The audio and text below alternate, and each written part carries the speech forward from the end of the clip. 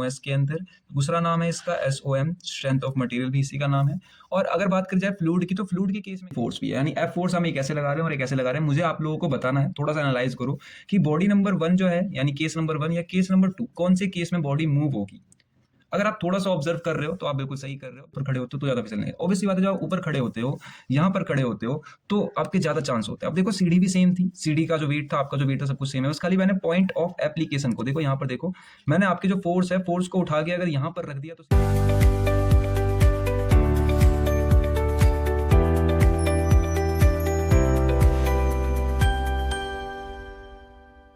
Welcome back दोस्तों, आप सभी का एक बार फिर से स्वागत है आपके अपने प्यारे चैनल एमए स्पेस के ऊपर। मैं हूं आदित्य ठाकुर और आप सभी लोग मुझे देख रहे हो। हमारी सब्जेक्ट सीरीज चल रही है सिर्फ और सिर्फ मैकेनिकल विद आदित्य स्पेस के ऊपर। अब देखो, मैं आप लोगों के साथ बिल्कुल न्यू सीरीज शुरू करने जा रहा हूं आज से, डेट इज FME। और FME ये कौन से वाला, तो बिल्कुल 2027 के लिए बिल्कुल न्यू कोर्स जो लॉन्च हुआ है AKTU की तरफ से, वो वाला कोर्स होने वाला है ये। तो बिल्कुल नया है, मैकेनिकल स्ट्रीम के बच्चों को इसे पढ़ना होगा। और साथ ही साथ में मैं आप लोगों को बता दूं, इस सब्जेक्ट से आप भाग नहीं सकते हो। यानी अगर आप इसको फर्स्ट सेमेस्टर में पढ़ रहे हो तो वेल एंड गुड, अगर सेकंड में पढ़ रहे हो तो आपको सेकंड में पढ़ना ही पड़ेगा। मतलब आप या तो फर्स्ट में पढ़ोगे या तो सेकंड में पढ़ोगे, भाग नहीं सकते हो सब्जेक्ट से। सब्जेक्ट का नाम मैंने शॉर्ट फॉर्म में भी लिख के बता दिया आप लोगों को, फंडामेंटल ऑफ मैकेनिकल इंजीनियरिंग। इससे पहले मैंने इस सब्जेक्ट का जो ओवरव्यू है वो दे दिया है। सब्जेक्ट में कितने यूनिट्स, कौन सी हार्ड है, कौन सी आसान है, कौन सी पहले करनी चाहिए। मैं ITAP पे लिंक लगा दे रहा हूँ उसकी, अगर आप चाहो तो जाके चेकआउट कर सकते हो। आज का जो हमारा टॉपिक होने वाला है, that is nothing but unit number 1 का जो मैं आज लेकर आया हूँ, पार्ट नंबर 1। ठीक है, तो यूनिट नंबर 1 का हम लोग पार्ट नंबर 1 देखेंगे। यूनिट नंबर 1 शुरू करने से पहले मैं आप लोगों को यूनिट नंबर 1 का सिलेबस दिखा देता हूँ। देखो, ये जो है that is syllabus of unit number 1। ठीक है, यूनिट नंबर 1। अब देखो यहाँ पे लिखा हुआ, अगर आप AKTU की ऑफिशियल वेबसाइट पे जाते हो और जाके चेकआउट करते हो तो देखो ये हमारा यहाँ से लेके यहाँ तक यूनिट नंबर 1 का सिलेबस है। और इसको मैंने अपने फॉन्ट में भी यहाँ पे लिख रखा है। अगर आपको वहाँ पे दिक्कत हो रही है तो आप यहाँ से देख सकते हो। सेम सिलेबस है इंजीनियरिंग मैकेनिक्स की। अब देखो, इंजीनियरिंग मैकेनिक्स यूनिट नंबर 1 का नाम है। इंजीनियरिंग मैकेनिक्स का एक शॉर्ट फॉर्म नाम भी होता है EM। तो आप कंफ्यूज मत होना, इसके अंदर हम फोर्स पढ़ेंगे, सिस्टम ऑफ फोर्स पढ़ेंगे, फ्री बॉडी डायग्राम पढ़ेंगे। अब देखो, free body diagram important topic है, इसको हम दूसरे नाम से भी जानते हैं, डेट इज FBD। इसका FBD बहुत फेमस नाम होता है, ठीक है ना, फ्री बॉडी डायग्राम का। बाद बाकी मूवमेंट है, उसके अलावा इसके एप्लीकेशंस है, फोर्स है, फ्रिक्शन है, एप्लीकेशन है, सेकंड लॉ ऑफ न्यूटन है। इसके अंदर ना हम बहुत सारे न्यूमेरिकल सॉल्व करने वाले हैं। तो बहुत कुछ है इस यूनिट के अंदर, मैं आपको अभी से बता के कंफ्यूज नहीं करना चाहता। मैं इस यूनिट को जो है वो 3 स्टार दे रहा हूँ, ठीक है, आपके सामने। मैं अक्सर यूनिट्स को स्टार दे दिया करता हूँ। 3 स्टार मतलब सबसे हार्ड, सबसे डिफिकल्ट, सबसे लेंदी। 2 स्टार उससे कम, और 1 बिल्कुल आसान यूनिट। तो ये 3 स्टार के लायक यूनिट है, यानी काफ़ी बड़ी यूनिट भी है और काफ़ी ज़्यादा इंटरेस्टिंग यूनिट भी है। अब इसके अंदर जो आप लोगों को थ्योरी मिलेगी 10%, ठीक है, न्यूमेरिकल मिलेंगे 90%, और जो आपके डेरिवेशन होते हैं वो मिलेंगे ही नहीं इसको। इसके यूनिट के अंदर डेरिवेशन उतने इंपॉर्टेंट नहीं है इस यूनिट से, तो डेरिवेशन ना के बराबर मानो आप लोग। थ्योरी 10% है, बाद बाकी न्यूमेरिकल 90% है। तो थोड़ा ध्यान लगा के पढ़ना। यूनिट नंबर 1 बड़ी है ये, आई हाईली रिपीट कि आप लोग के पास जब अच्छा खासा टाइम हो तो ही पढ़ना। और मैं बहुत डिटेल में पढ़ाता हूँ, तो आप लोग चाहो तो वन शॉट के साथ जा सकते हो। मैंने वन शॉट भी अपलोड किया है इसका बना के। अगर आपके पेपर नज़दीक है और अगर सफिशिएंट टाइम है तो आई हाईली रिकमेंड कि आप लोग यही पढ़ो, क्योंकि ये ज़्यादा अच्छा है। आपको डिटेल में मैं एक एक चीज़ बताऊंगा, सारे न्यूमेरिकल के कॉन्सेप्ट सीख देंगे हम लोग।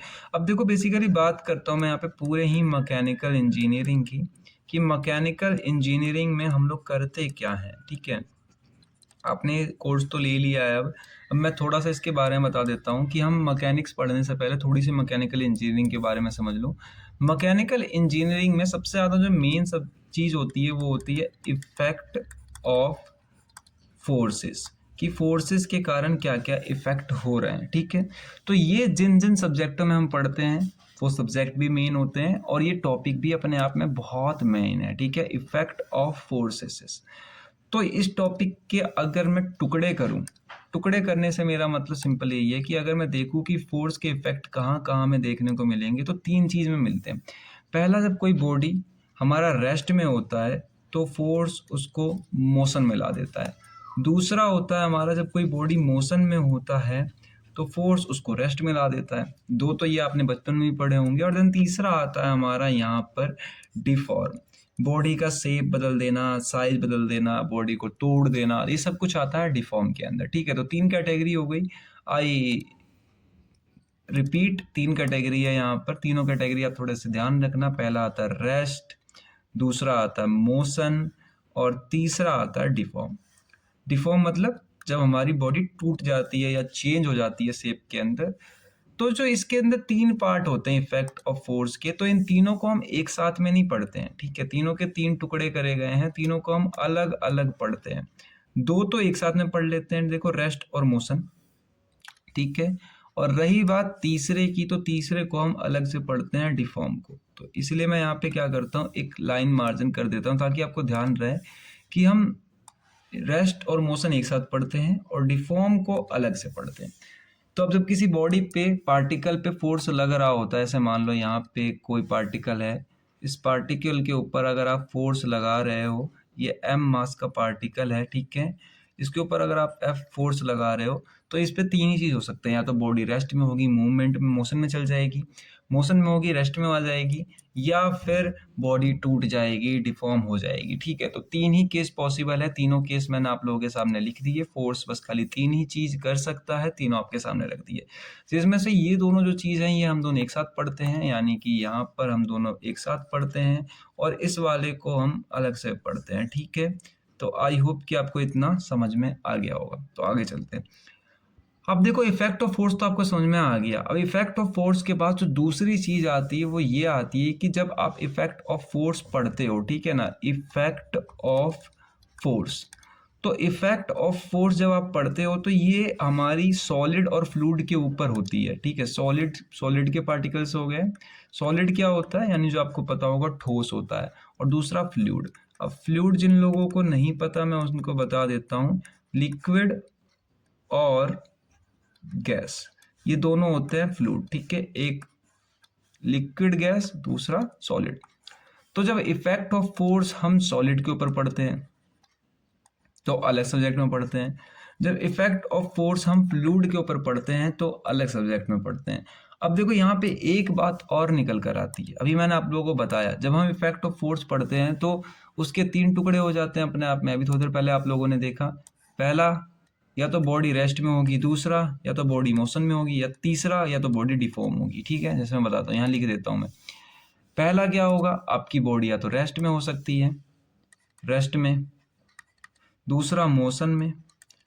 मेरे साथ आप लोग भी अपने नोट्स बनाते रहना, इससे आप लोगों को फ़ायदा होगा। मैं जब भी पढ़ाता हूँ तो डिटेल में पढ़ाता हूँ। जो लोग, मैं फिर से बता रहा हूँ, जिन लोगों को पूरा नोट्स जल्दी पढ़ना है वो वन शॉट के साथ जा सकते हैं। जिनको मेरे साथ हैंड रिटन नोट्स बनाते हुए चलने हैं और समझते हुए चलना चीज़ों को, वो इस नोट्स को फॉलो कर सकते हैं। तो अपने पेशेंस रखना और साथ में अपने नोट्स भी बना लो। और अगर नोट्स नहीं बना रहे तो वीडियो 2x पे देखना, वरना आपको थोड़ा बोरिंग टाइप लगेगा। अब देखो, यहाँ पे जो रेस्ट में होते हैं पार्टिकल, ठीक है, इन दोनों को हम एक साथ में पढ़ते हैं, रेस्ट एंड मोशन को। ठीक है, और डिफॉर्म को हम क्या करते हैं, एक साथ में पढ़ते हैं। तो डिफॉर्म अपने आप में एक साथ में एक कैटेगरी हो गई। अब जो हम पढ़ने वाले हैं अभी, ठीक है ना, अभी जो हम पढ़ने वाले हैं, तो ये जो हम पढ़ते हैं उसके अंदर हम क्या करते हैं, हम यहाँ पर करते हैं अपने बॉडी के अंदर, ईएम के अंदर में, रेस्ट और मोशन के अंदर जितने फोर्स के इफेक्ट आने वाले हैं, बॉडी को चालू करने में, बॉडी को बंद करने में, या फिर बॉडी को किसी कांस्टेंट वैल्यू में रखने की, और इसको हम पढ़ते हैं मैकेनिक्स ऑफ सॉलिड के अंदर, एमओएस के अंदर।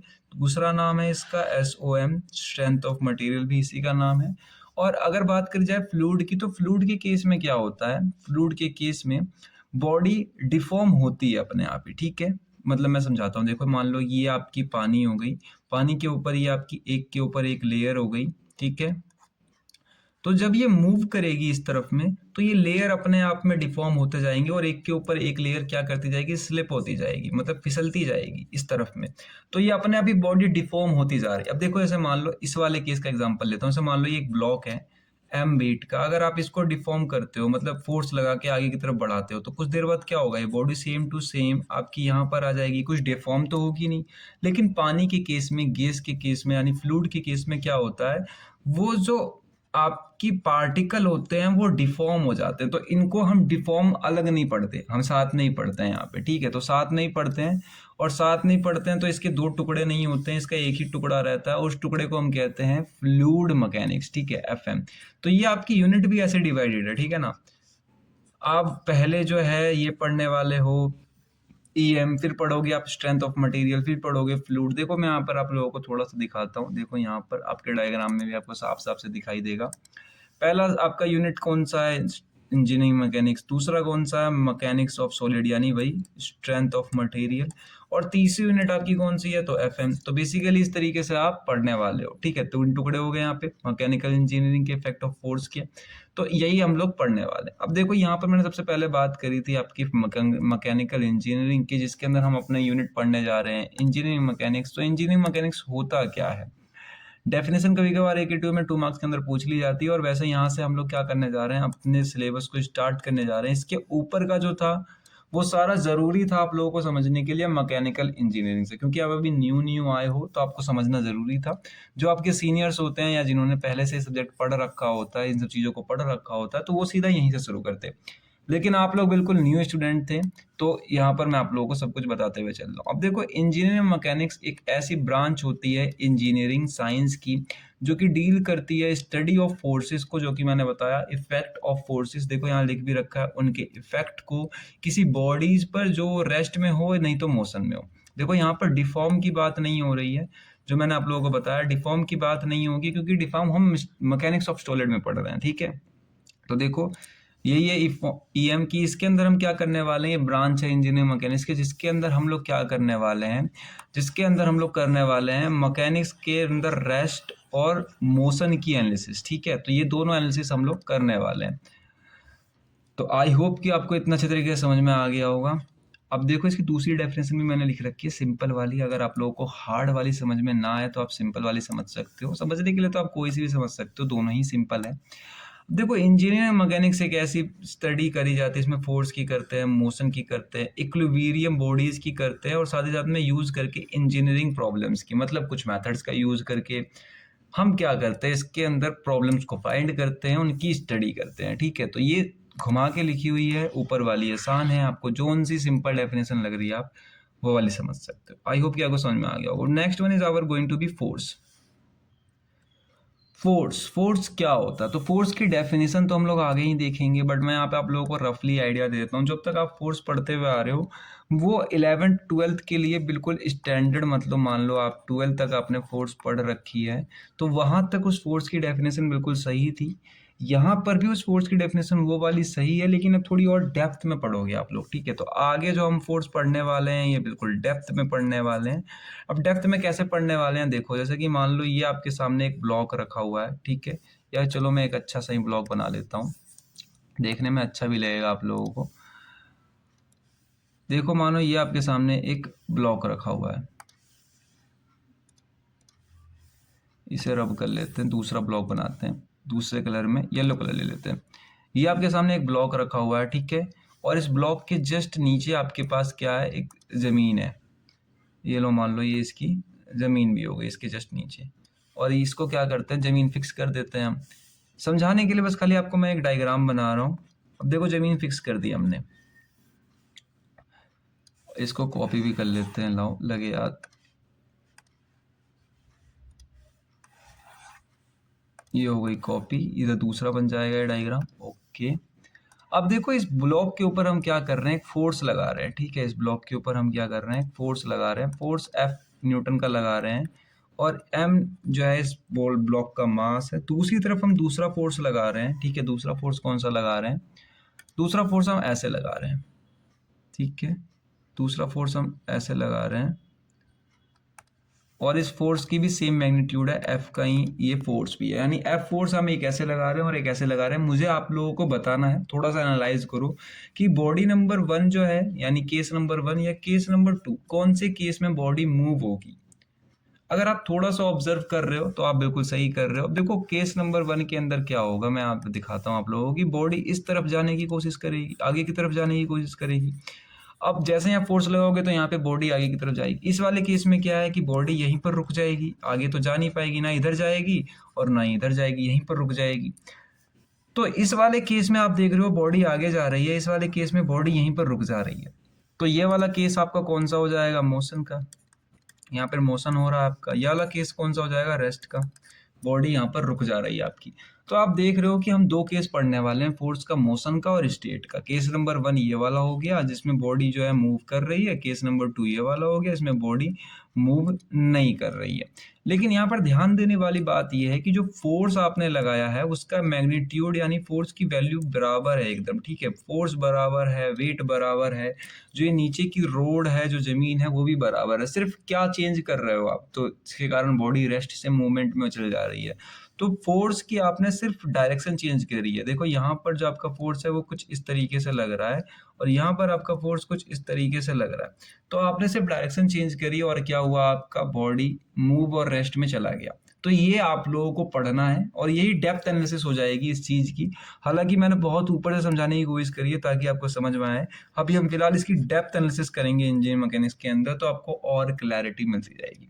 अब देखो फोर्स की डेफिनेशन सिमिलरली वही यूनिवर्सल चलती हुई आ रही है कि फोर्स क्या है, एक एक्सटर्नल एजेंट है जो कि चेंज कर सकता है, टेंड करने की कोशिश करता है स्टेट को, रेस्ट और मोशन को, डायरेक्शन को, शेप को और बॉडी को। अब देखो यहाँ पे शेप आ गई, शेप आ गई डिफॉर्म की, ठीक है, ध्यान रखना। डिफॉर्म हम नहीं पढ़ने वाले हैं, हम सिर्फ पढ़ने वाले हैं रेस्ट, मोशन और डायरेक्शन। ईएम में सिर्फ इतना ही है, डिफॉर्म नहीं है, शेप नहीं है, ठीक है। शेप नहीं है यहाँ पे, साइज नहीं है। डिफॉर्म के बारे में हम कुछ भी नहीं पढ़ेंगे क्योंकि डिफॉर्म अगर आप एक साथ पढ़ोगे तो दिक्कत हो जाएगी आपके लिए। उसके लिए एक पर्टिकुलर दूसरा सब्जेक्ट है, दूसरी यूनिट है उसकी, ठीक है। अब देखो इफेक्ट ऑफ फोर्स, फोर्स से इफेक्ट क्या होता है, तो ऑब्वियस सी बात है फोर्स क्या कर सकता है, किसी रेस्ट बॉडी को जो है चेंज कर सकता है, स्पीड बढ़ा सकता है, किसी की डायरेक्शन चेंज कर सकता है। देखो शेप और साइज वाला जो ये लिखा हुआ है, और रोटेशन, देखो रोटेशन तो हम पढ़ेंगे लेकिन शेप साइज वाला नहीं पढ़ेंगे, ठीक है। मैंने ये लिखी से रखा है क्योंकि फोर्स तो सब कुछ कर सकता है ना, बट हम पढ़ेंगे उसको आगे आने वाले यूनिट में। फोर्स याद रखना एक वेक्टर क्वांटिटी होती है, इंपॉर्टेंट चीज है, और साथ ही साथ में इसकी ऐसा यूनिट जो होती है वो न्यूटन होती है। ये तो आपको शायद से पता ही होगी, ठीक है। तो इतना कुछ फोर्स का रिकॉल हो गया हमारा पुराना वाला। आगे चलते हैं, अब आगे चलते हैं। यहाँ पर देखो फोर्स की मैं आप लोगों को मेन वैल्यू बताने वाला हूँ। मेन वैल्यू किस तरीके से बताने वाला हूँ, सबसे पहले मैं एक छोटा सा डायग्राम बनाता हूँ, ठीक है।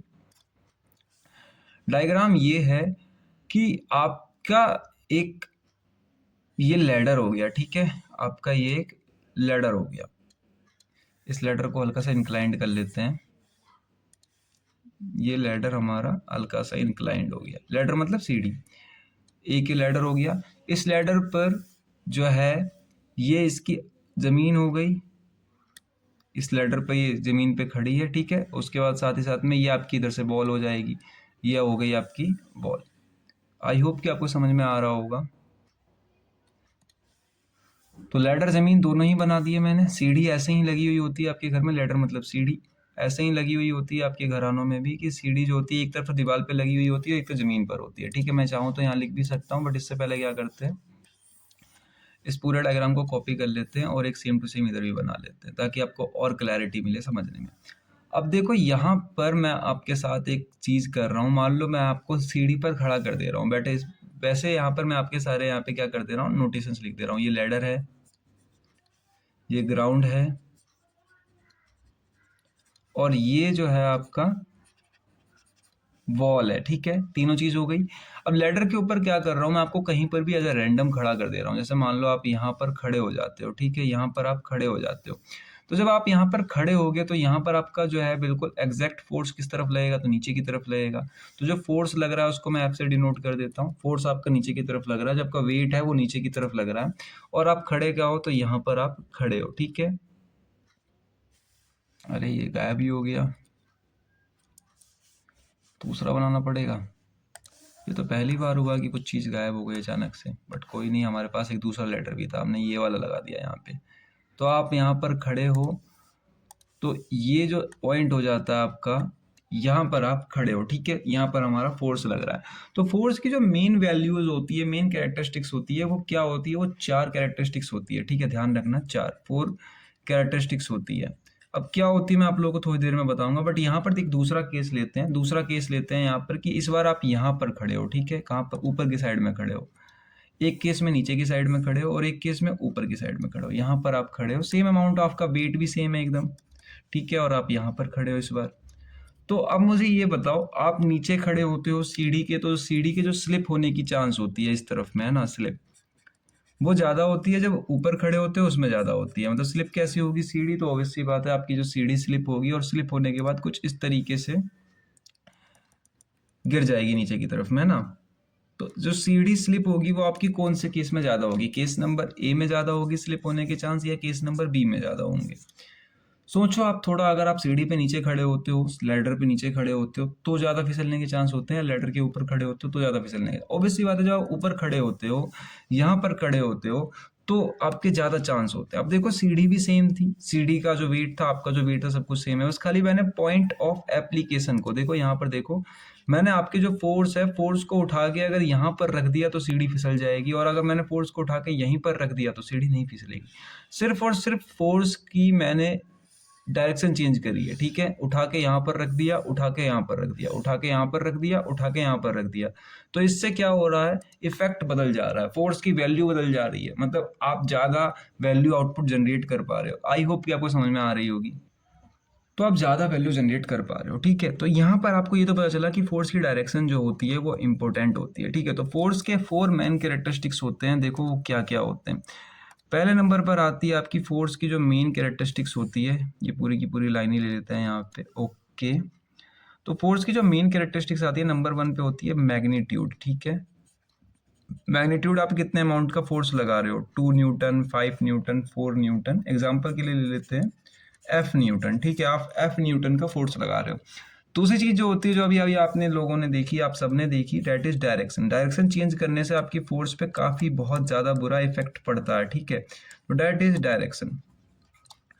डायरेक्शन आपने जस्ट डायरेक्शन चेंज करके देखा यहाँ पर, और यहाँ पर डायरेक्शन चेंज करने के बाद आपकी वैल्यू बदल गई। और तीसरी चीज देखो, यहीं पर आप देखो, आपको यहाँ पर तीसरी चीज दिखाई देगी। देखो पहली बार में पॉइंट ऑफ एप्लीकेशन यहाँ पर है, ठीक है। पहली बार में क्या पॉइंट ऑफ एप्लीकेशन यहाँ है, यानी इस फोर्स का जो बिल्कुल टिप है वो यहाँ पर है। दूसरी बार में आपने चेंज करके यहाँ पर कर दिया तो टिप यहाँ पहुंच गई। तो सिर्फ इफेक्ट, मतलब कि पॉइंट ऑफ एप्लीकेशन चेंज करने से, जहां पर फोर्स लग रही है उसको चेंज करने से आपका क्या हो रहा है, यहाँ पे फोर्स की वैल्यू बदल जा रही है। तीसरी चीज क्या आती है, पॉइंट ऑफ एप्लीकेशन। चार चीज होती है, ध्यान रखना, मैं चारों का ही ढंग से आपको अच्छे तरीके से बताऊंगा। तीसरी चीज जो होती है वो होती है पॉइंट ऑफ एप्लीकेशन, ठीक है, एप्लीकेशन। ये वो जगह होती है जहां पर आपका फोर्स लग रहा होता है। और चौथी चीज होती है line of action, line of action. अब देखो इस चीज को मैं थोड़ा सा छोटा कर देता हूँ।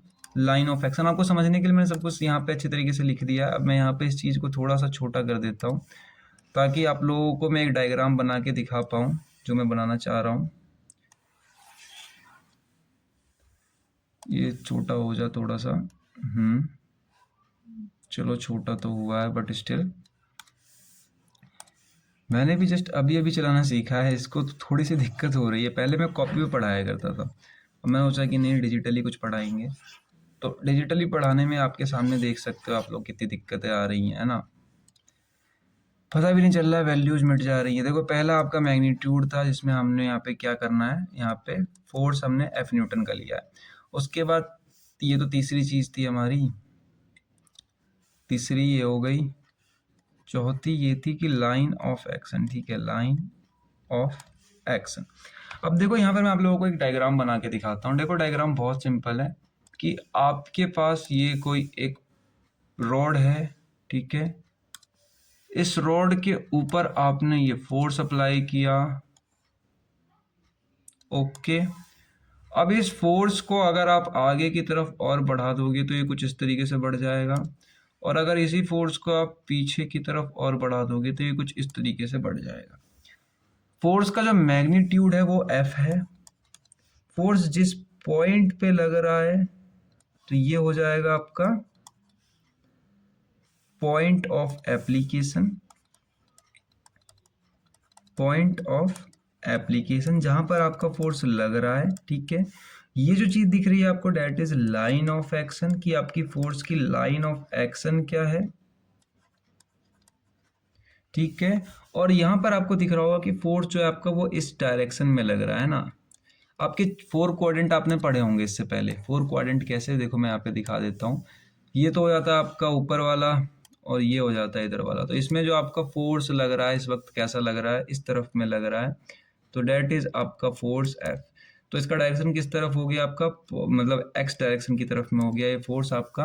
तो बेसिकली आपको समझ में आ जाएगा कि आपको ये चार चीज़ ध्यान रखनी है, और चार चीज़ ये मोस्ट इंपॉर्टेंट है। आई हाईली रिपीट कि देखो मैं इसके ऊपर 4 स्टार बना दिए हैं, बहुत ही ज़्यादा इंपॉर्टेंट चीज़ है।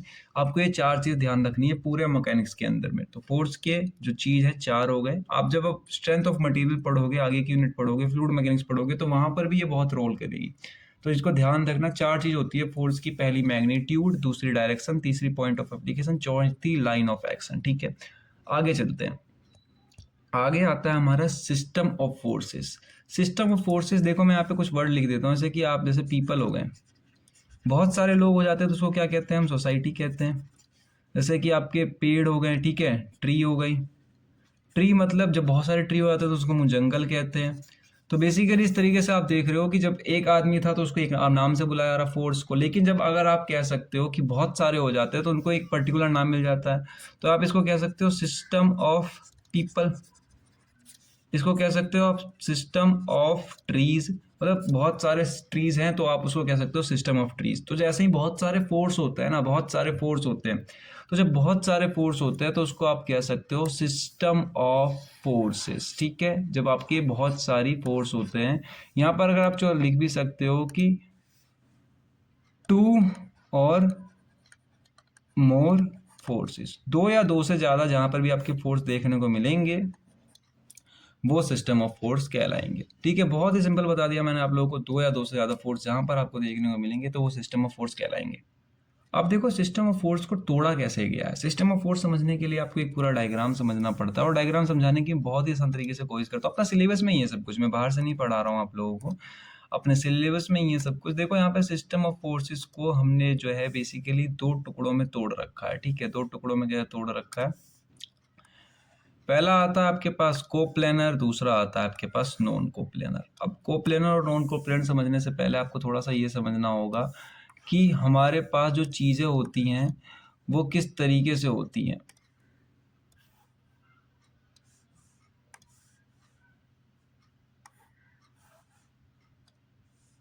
हम्म, हम्म, हम्म। तो देखो यहाँ पर हमारे पास जो चीज़ें होती हैं वो किस तरीके से होती हैं। अब आपने 2D और 1D का कॉन्सेप्ट पढ़ा होगा। जैसे कि मान लो एक ये पॉइंट है तो ये 0D है, इसके अंदर कोई डायमेंशन नहीं है, सिर्फ ये पॉइंट है। इस पॉइंट को अगर आप थोड़ा सा खींच देते हो किसी भी डायमेंशन में तो ये हो जाती है हमारी 1D, ये 0D। इसके बाद अगर इसी को आप थोड़ा सा मोटा कर देते हो और थोड़ी सी दूसरे डायमेंशन में भी खींच देते हो तो ये हो जाती है आपकी 2D। और इसी को अगर आप थिकनेस के साथ में थोड़ा सा और एलोबरेट कर देते हो तो दैट इज 3D। तो आई होप कि आपको ये पता होगा 1D, 0D, 2D। तो देखो यहाँ पर जो आप लोगों के पास तीनों चीज़ें निकल कर आ रही हैं, तो यहाँ पर अगर आपको मैं सिंपल एग्जांपल समझाऊं सिंपल ऑफ फोर्सेस का, सिस्टम ऑफ फोर्सेस का, तो हमने इसी तरीके से इनको डिवाइड कर रखा है। 2D में कौन है और 3D में कौन है। 1D का नहीं करते हम, सिर्फ 2D 3D का करते हैं। जैसे मान लो आपके पास एक ये क्यूब है, रुको मैं यहाँ पे एक क्यूब ही ले लेता हूँ, अच्छी तरीके से आपको समझ में आएगा। जैसे कि मान लो ये आपके पास एक क्यूब है, तो इस क्यूब में अगर आप ध्यान से देखोगे तो इसमें 6 फेज है। पहला फेज, दूसरा फेज, तीसरा फेज, चौथा फेज, इसके पांचवा फेज और नीचे वाला छठा फेज। तो 6 फेज है। इस 6 फेज में से मैं पर्टिकुलर फेज की बात करूँ, सिर्फ इस वाले फेज की, तो देखो यहाँ से ये वाली लाइन आएगी आपकी एक्स डायमेंशन की, ये वाली हो जाएगी वाई डायमेंशन की। तो ये जो पीछे वाली लाइन दिख रही है आपको, ये पूरी की पूरी ये हमारी एक्स वाई प्लेन में है, और एज वेल एज ये आगे वाली जो लाइन है ये भी पूरी की पूरी एक्स वाई प्लेन में है। ठीक है, तो ऐसे आपको आइडिया लगाना है कि मतलब आपको सिंपल समझ में आया कि ये एक पूरी की पूरी एक प्लेन हो गई। ये जो दिख रही है ऊपर की तरफ में ये पूरी की पूरी एक प्लेन हो गई, ये जो इधर दिख रही है ये पूरी की पूरी एक ये प्लेन हो गई। तो इस तरीके से आपको प्लेन समझना है। तो कोप्लेनर और को नॉन कोप्लेनर, इन दोनों में सिर्फ यही डिफरेंस है, एक प्लेन 2D पर डिपेंड करता है, एक 3D पर। ठीक है, अब देखो कैसे। कोप्लेनर और फिर ये होता है नॉन कोप्लेनर। जैसे एग्जाम्पल के तौर पे ये कोई पॉइंट है, इस पॉइंट के ऊपर आपने फोर्स लगा दिया, तो देखो यहाँ पर 2D दिखाई दे रहा है आपको, तो ये हमारा क्या हो जाएगा, कोप्लेनर फोर्स हो गया। 3D में क्या है, जैसे ये क्यूब है, क्यूब को क्या किया आपने, ये क्यूब हो गया, क्यूब के इधर से भी फोर्स लगा दिया, इधर से भी फोर्स लगा लिया, इधर से भी फोर्स लगा लिया, इधर से भी फोर्स लगा लिया, तो ये नो कोप्लेनर। मतलब आप जैसे कि ये कोई प्लेट हो गई आपकी, इस प्लेट में आपने एक फोर्स इधर से लगाया, एक फोर्स इधर से लगाया, एक फोर्स इधर से लगाया, एक फोर्स इधर से लगाया, तो ये कोप्लेनर मतलब 2D में हम फोर्स लगा रहे हैं, इसको 2D भी कहते हैं। और ये 3D हो जाएगा, इसमें हम 3D में फोर्स लगा रहे हैं, इसमें क्यूब पे, रेक्टेंगुलर पे या फिर कोन पे, इस जगह पर फोर्स लगेंगे। ठीक है, तो आई होप कि आपको समझ में आ गया होगा दोनों का डिफरेंस। इस दोनों को हमने छोटे छोटे टुकड़ों में तोड़ रखा है। छोटे छोटे टुकड़े कैसे, देखो ऐसे, कोप्लेनर के भी 4 टुकड़े हैं और एज वेल एज इसके भी 4 टुकड़े। अब देखो सबसे पहले नंबर पर आता है आपका कि आपका फोर्स जो है वो करंट है, ठीक है, कौन करंट। दूसरा आता है पैरेलल और तीसरा आता है जर्नल। जर्नल मतलब नॉन कंकरेंट, यानी कि वो ना कंकरेंट है, और नॉन पैरेलल, वो पैरेलल भी नहीं है, ना तो वो कंकरेंट है ना वो पैरेलल है। ठीक है, तो ये इस तरीके से, पैरेलल की स्पेलिंग यहाँ गलत हो रखी है, उसको सही कर देते हैं। Parallel, concurrent, non concurrent, parallel, तो 3 होते हैं। अब देखो कंकरेंट का मतलब ये है सिंपल कि मान लो कोई एक पॉइंट है, इस पॉइंट पे सारे फोर्स आके मिल रहे हैं, ठीक है, इस पॉइंट पे सारे ही फोर्स आके मिल रहे हैं, कंकरेंट। पैरेलल का मतलब है कि एक फोर्स यहाँ है तो दूसरा फोर्स यहाँ है, ठीक है, पैरेलल है। तीसरा फोर्स ये रहा पैरेलल, ये एफ, ये एफ, ये एफ। और जनरल का मतलब ये है कि वो ना वो पैरेलल है ना वो कंकरेंट है, कुछ भी नहीं है, मतलब ना वो पैरेलल है ना वो कंकरेंट है, तो जो वो जनरल हो जाता है। ठीक है, तो आई होप, वैसे अभी हम आगे बात करेंगे, तो उसका खाली ऊपर से मैं चार्ट बनाने के लिए आपको समझा रहा हूँ, एक एक की हम डिटेल में बात करेंगे, तो चिंता मत लो, बस खाली आप चार्ट को समझो।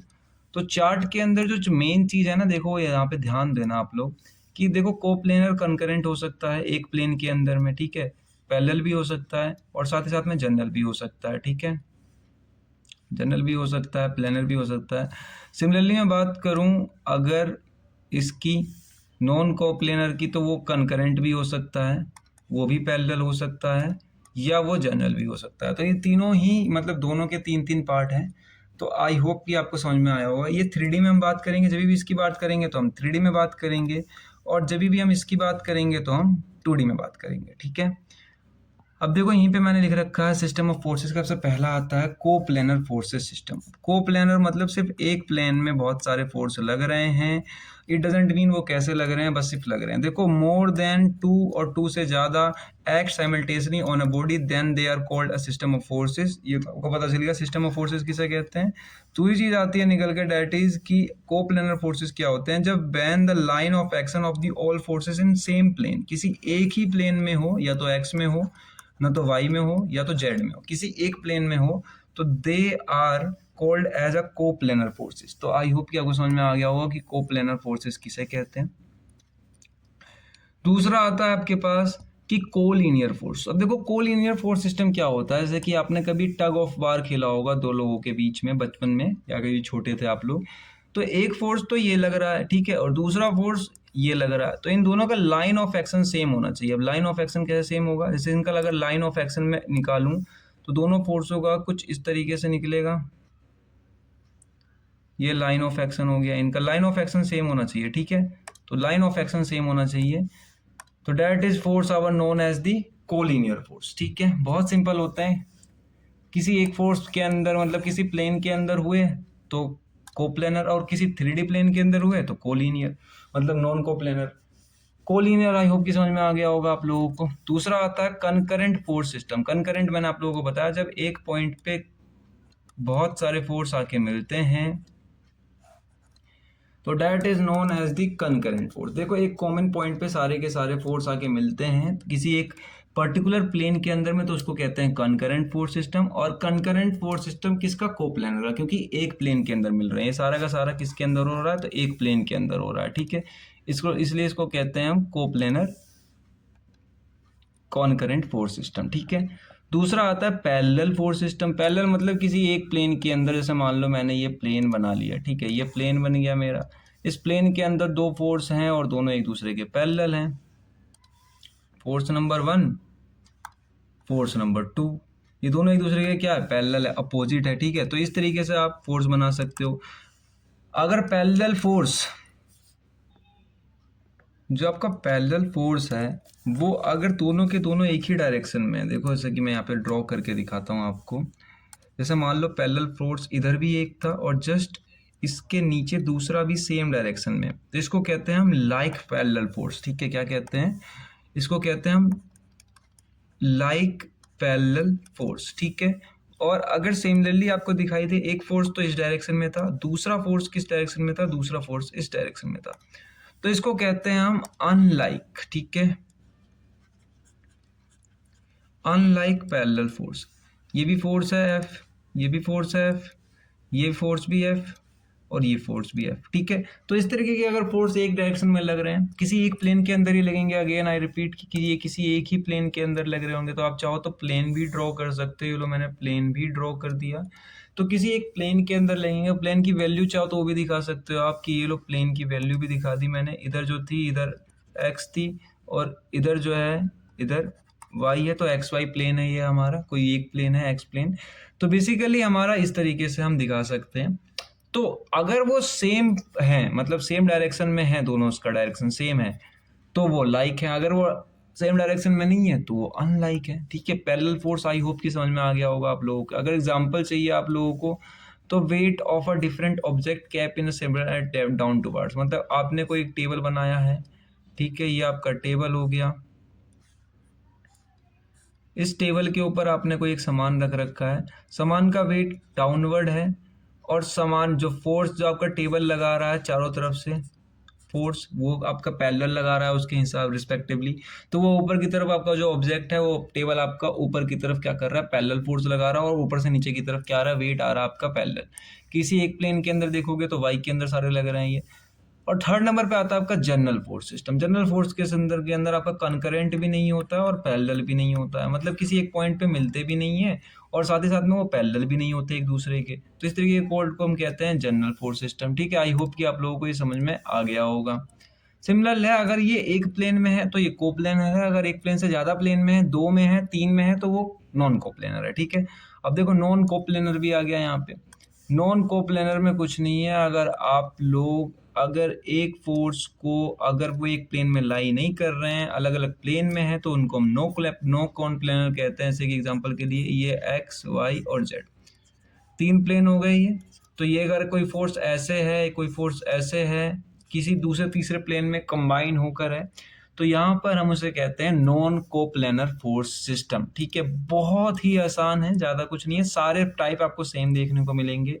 कंकरेंट वही जब सारे के सारे एक पॉइंट पर आके मिले और दूसरे दूसरे प्लेन में भी हो। ठीक है, किसी एक पॉइंट पे आकर मिले और साथ ही साथ में क्या हो, दूसरे प्लेन में। एग्जाम्पल के तौर पे देखो मैंने यहाँ पे एग्जाम्पल लिख रखा है आप लोगों के लिए, कि मान लो कोई क्रेन है। ठीक है, ये मान लो आपकी कोई क्रेन हो गई। मैं अच्छे से डायग्राम बना देता हूँ, रुको, यहाँ पर आपको समझ में आ जाएगा। जैसे मान लो ये आपकी कोई क्रेन हो गई और इस क्रेन के ये पहिए हो गए, और ये क्रेन आपकी कोई क्या कर रही है, क्यूब को उठाने की कोशिश कर रही है। ठीक है, और क्यूब भी बना देता हूँ मैं, एक मिनट। ये बन गया हमारा क्यूब। इसको इसने बांध रखा है और बांध के उठाने की कोशिश कर रही है। ठीक है, ये क्रेन का जो बांध रखा है हमने अच्छी तरीके से इसके अंदर। तो ये जो धागा है ये इधर आ रहा है, ऐसे बंधा हुआ है। ठीक है, पीछे जा रहा है, इधर आ रहा है, ऐसा गिफ्ट रैप नहीं करते आप कभी, अभी आपने देखा होगा, और एक वाला इधर आ रहा है। तो चारों तरफ से इसके चारों एजेस बांध रखे हैं। ठीक है, तो यहाँ पर अगर आप देखोगे तो किसी एक पॉइंट पे अगर ये फोर्स, ये ऐसा फोर्स है, ये फोर्स ऐसा फोर्स है, ये वाला फोर्स इधर से और ये वाला फोर्स इधर, चारों फोर्स आके ऊपर एक कॉमन पॉइंट पे मीट हो रहे हैं। तो इस तरीके के आपके डिफरेंट डिफरेंट चार प्लेन के अलग अलग फोर्स हो गए। जैसे कि आप देखोगे तो ये वाला ऐसे, ये वाला ऐसे, एक इधर से और एक पीछे से, ये चारों के चारों आगे एक पॉइंट पे मिल रहे हैं। तो ये आपका हो जाता है कॉनकरेंट फोर्स का एग्जाम्पल, जब आप देखते हो कि अलग अलग प्लेन के फोर्स जो होते हैं वो किसी एक पॉइंट पर आके मिल रहे होते हैं। इसके अंदर भी क्या होता है, इसके अंदर भी आपका क्या होता है, पैरेलल होता है। ठीक है, पैरेलल फोर्स हो जाएगा, और तीसरा जनरल हो जाएगा। ठीक है, जनरल फोर्स सिस्टम। जनरल कौन सा, ऑब्वियस सी बात है, अगर आप चाहो तो ये वाला ड्राइंग, सब कुछ डेफिनेशन सब कुछ सही है, बस खाली इसमें ऐड कर सकते हो इन टू और मोर प्लेन। मतलब एक प्लेन में हुआ तो सिंपल आपका कोप्लेनर, अगर एक से ज़्यादा प्लेन में होते हैं तो आपका नॉन कोप्लेनर। तो यहाँ पर आपको सब कुछ आई होप कि समझ में आ गया होगा। कोप्लेनर सिस्टम फोर्स क्या होते हैं, नॉन कोप्लेनर फोर्स सिस्टम क्या होते हैं, और फोर्स के अंदर मैं यहाँ पर आपको 2 मिनट की पूरी ही समरी दे देता हूँ। एक काम करता हूँ, एक स्लाइड ऐड करके यहाँ पर देखो, मैंने 2 मिनट की समरी आपको दे देता हूँ। सबसे पहले आप लोग समझते हो, मैंने इस वीडियो में बात करी है सबसे पहले कि हमारा सब्जेक्ट क्या है, ठीक है। ईएम क्या है। ईएम से आपने देखा कि सोम को भी देखा, एमोस को भी देखा, और साथ ही साथ में एफएम को भी देखा। आपने इफेक्ट ऑफ फोर्स पढ़ा, ठीक है। इफेक्ट ऑफ फोर्स, सबसे पहले हम ये पढ़ते हैं कि what is effect of force. उसका जब आप इफेक्ट ऑफ फोर्स पढ़ लेते हो तो मैं आप लोगों को बताता हूँ कि फोर्स क्या होता है। और फोर्स जब हम लोग पढ़ लेते हैं तो हम लोग देखते हैं कि भाई फोर्स के कैरेक्टरिस्टिक्स क्या होते हैं। अब कैरेक्टरिस्टिक्स वो 4 होते हैं, ठीक है, ध्यान रखना। कैरेक्टरिस्टिक्स ऑफ फोर्स, फोर्स कौन कौन से कैरेक्टरिस्टिक्स होते हैं, तो हम लोगों ने देखा है कि यहाँ पर मैग्नीट्यूड होता है, डायरेक्शन होता है, लाइन ऑफ एप्लीकेशन मतलब लाइन ऑफ एक्शन है, और पॉइंट ऑफ एप्लीकेशन है। तो ये 4 चीज़ मेन होती है। हमने एक डायग्राम बना के भी देखा। उसके बाद जब हमने ये भी पढ़ लिया तो इसके बाद हम लोग आते हैं यहाँ पे कि फोर्सेस ऑफ सिस्टम के ऊपर, ठीक है। फोर्सेस ऑफ सिस्टम दो प्रकार के होते हैं। एक होता है कोप्लैनर, जिसमें हम देखते हैं कि वो एक ही प्लेन में होगा 2D में, और दूसरा होता है नॉन कोप्लैनर, ठीक है, नॉन कोप्लैनर। इन दोनों के सेम पार्ट्स होते हैं, मैंने आपको डायग्राम में भी दिखाई थी। ये होता है 3D में। तो आज हम लोगों ने इतना पढ़ा है। ईएम क्या होता है, ईएम सब्जेक्ट क्या है, फोर्सेस क्या होते हैं, फोर्सेस के बारे में पढ़ा, और फोर्स ऑफ सिस्टम पढ़ा। तो बेसिकली ये 3 टॉपिक पढ़ी है, 3 टॉपिक को डेप्थ में पढ़ा है। आगे मैं आप लोगों को सिखाऊंगा कि 2D में जो होता है, हम 2D में किस तरीके से फोर्सेस को कैलकुलेट करते हैं, रिजल्टेंट क्या होता है, ये सब कुछ हम फ्यूचर में पढ़ने वाले हैं। यानी फ्यूचर वाले पार्ट में कि रिजल्टेंट क्या होता है, ये सब कुछ हम पढ़ेंगे आगे वाले फर्दर वाले पार्ट्स में। आज के लिए बस मैंने अपने लेक्चर में इतना ही रखा है। एफएमईएम का यूनिट नंबर 1 का पार्ट नंबर 1 था ये, और जो कि है हमने कंप्लीट कर दिया है। नोट्स आप लोगों को जो है वो सिंपल टेलीग्राम पे मिल जाएंगे। टेलीग्राम की लिंक जो है वो मैंने डिस्क्रिप्शन में लगा रखी है, as well as challenge description में भी है। सब्जेक्ट कोड ये बिल्कुल नया है, AME101 और स्लैश में 201। तो आप जिस भी सेमेस्टर में हो, आप दोनों ही सेमेस्टर के लिए आपके लिए एलिजिबल रहने वाला है। मेरा नाम है आदित्य ठाकुर, और आज के वीडियो में मैं अपना चेहरा नहीं लगा पाया क्योंकि बहुत सारे सरकमटेंसेस से कुछ टेक्निकल इशू आ गए थे। आई डोंट नो क्या, मैंने कहा लेक्चर बना लेता हूँ। फेस तो आगे वाले पार्ट्स में लगा लूंगा, तो आप लोग चिंता मत लो। फेस लगा कर ही मैं वीडियो अपलोड करता हूँ, बस खाली ये एक्सेप्शन केस था आज का। तो आज के लिए मैं बस सिर्फ इतना ही रखता हूँ। Thank you so much for watching this video. मैं मिलता हूँ आप लोगों को नेक्स्ट वीडियो में। तब तक के लिए keep learning and focus connected with this channel.